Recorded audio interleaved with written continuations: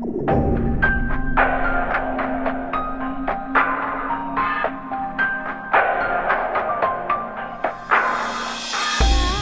নেত্রী, দৃঢ়তা আর প্রজ্ঞার প্রতিমূর্তি।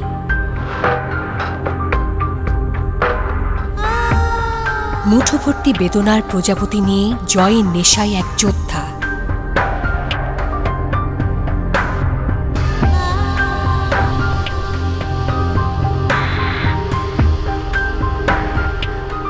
মানবতার উজ্জ্বল দীপশিখা। আপনি তাঁর কাজকে সম্মান করতে পারেন, তার মতো করে ভাবতে পারেন,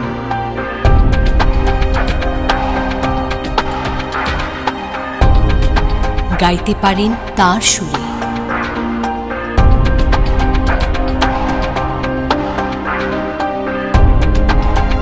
পেতে পারেন অনুপ্রেরণা।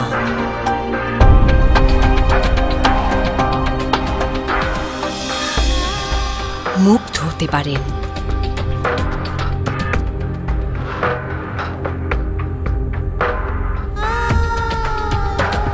বা ক্রুদ্ধ হতে পারেন।